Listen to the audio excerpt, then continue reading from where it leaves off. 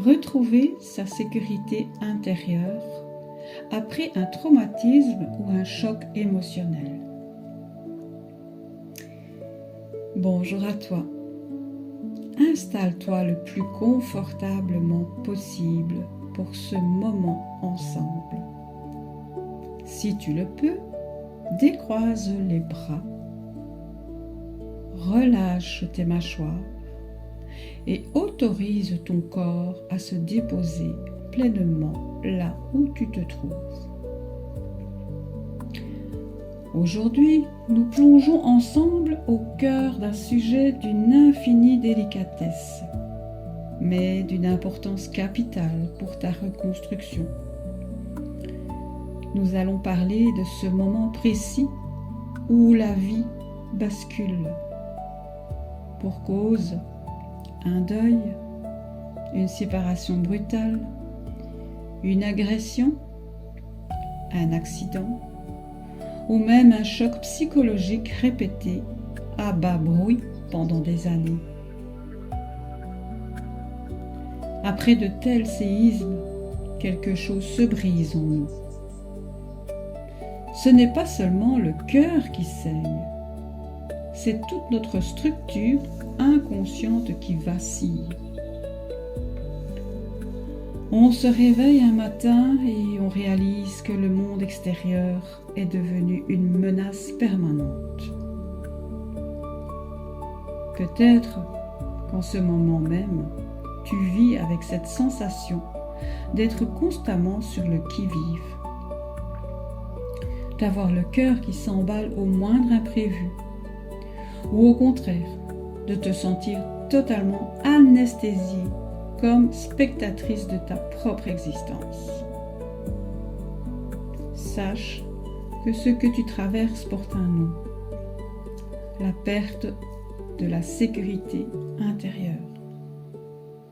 Et aujourd'hui, je veux t'aider à comprendre ce qui s'est figé en toi pour que tu puisses pas à pas rebâtir ton sanctuaire. Pour comprendre pourquoi tu te sens si fragile aujourd'hui, il faut faire un détour par ce qui se joue dans tes corps subtils et ton système nerveux lors d'un traumatisme. Lorsqu'un événement violent survient, notre instinct déploie une quantité phénoménale de force pour nous défendre. C'est la réaction de fuite ou de combat. Mais parfois, l'événement est si sidérant ou si lourd que nous ne pouvons ni fuir ni lutter. Nous restons pétrifiés. En énergétique, toute cette charge qui n'a pas pu être expulsée ne disparaît pas. Elle reste encapsulée dans tes cellules. Ton esprit sait que l'événement est passé, mais ton corps, lui, est resté bloqué à la seconde exacte du choc. Il continue d'émettre des signaux de détresse à haute fréquence. C'est pour cela que tu te sens épuisé sans raison apparente. Ton système consomme un carburant astronomique, simplement pour maintenir cette alerte sous cloche. Tu ne vis plus, tu survis dans un état d'hypervigilance chronique, guettant le prochain danger potentiel. Tu en as même perdu la foi en la bienveillance de la vie. La conséquence directe de cet état de crise permanent, c'est le réflexe de fuir son propre corps. On appelle cela la dissociation. Puisque le corps souffre et envoie des sensations d'angoisse intolérables, notre conscience choisit de monter, se réfugier à l'étage supérieur, dans le mental. Tu te mets à vivre uniquement dans tes pensées, à tout analyser, à tout intellectualiser. Pendant ce temps, ton temple physique est déserté et c'est un cercle vicieux. Car moins tu habites ton corps, plus celui-ci devient le terrain de douleurs inexpliquées, de tensions musculaires extrêmes, notamment dans le bassin, le psoas, qui est le muscle de l'âme qui stocke les peurs, ou l'estomac. Tu as l'impression d'habiter une maison hantée par de vieux souvenirs?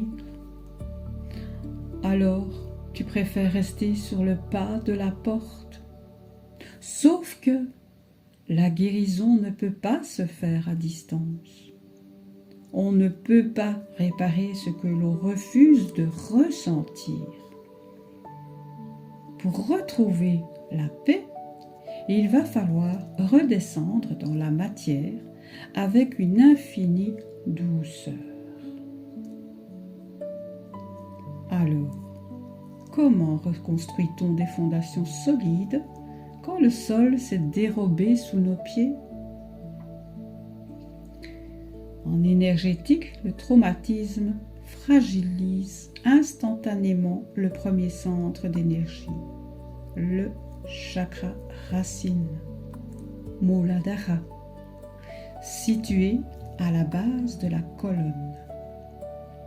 C'est le siège de notre droit à exister, de notre sentiment de protection et de notre ancrage à la terre. Quand il est abîmé, on se sent flotté, déraciné, vulnérable.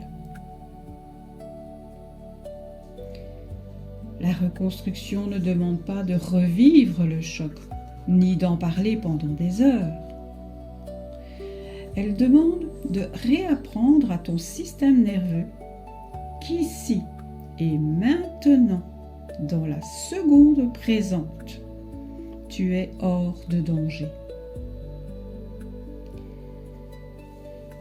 Je t'invite à entamer cette rééducation cellulaire grâce à 2 piliers pratiques. La première, le toucher d'ancrage. Plusieurs fois par jour, enveloppe tes bras avec tes mains. Masse tes cuisses ou tapote doucement tes pieds sur le sol. Ce retour aux sensations concrètes de ta peau et de tes muscles envoie un message direct à ton cerveau reptilien. Je suis là, je touche la matière, mon corps est présent et vivant. Deuxième chose, la respiration ventrale prolongée. Prends l'habitude d'expirer 2 fois plus longtemps que tu n'inspires. En allongeant le souffle, tu forces ton système nerveux parasympathique à s'activer, coupant ainsi la production des hormones du stress.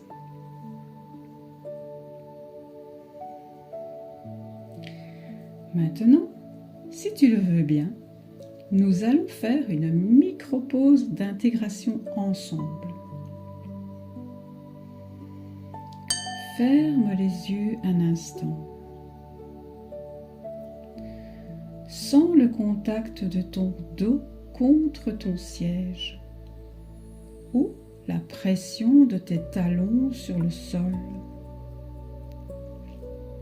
Prends conscience que la terre te porte, sans que tu n'aies aucun effort à fournir pour cela. Elle ne se dérobe pas sous tes pieds. Pose une main sur ta poitrine, là où bat ton cœur, cette boussole qui a tenu bon à travers toutes toutes les tempêtes. Et répète ces mots avec moi, comme un baume réparateur. L'orage est passé. Je suis en sécurité ici, dans mon espace. Je m'autorise à ralentir. Je réclame mon droit de vivre en paix dans mon corps. Je répète. L'orage est passé. Je suis en sécurité ici, dans mon espace. Je m'autorise à ralentir. Je réclame mon droit de vivre en paix dans mon corps.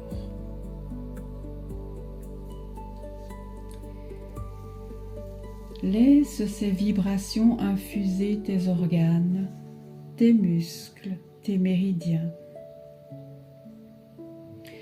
Tu as survécu à la nuit. Tu as le droit de goûter à l'aube désormais.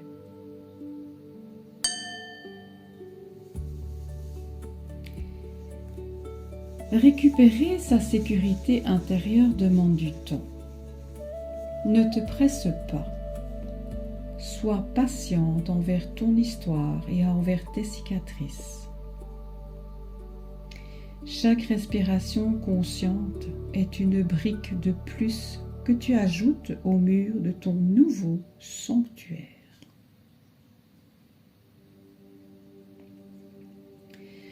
Dans notre prochain épisode, nous aborderons un sujet qui touche énormément les femmes empathes. Pourquoi certaines d'entre nous portent inconsciemment les douleurs physiques et émotionnelles des autres? Et comment s'en libérer définitivement?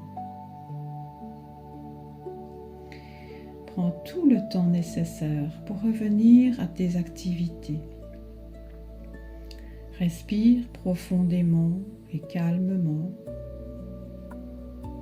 Habite ton temple et rappelle-toi que tu es la gardienne de ta propre paix intérieure.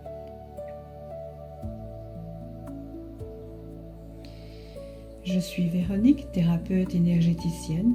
Si cela te parle et que tu désires un suivi personnel, prends rendez-vous dès maintenant. Maintenant, je t'envoie toute ma douceur et je te dis à très bientôt.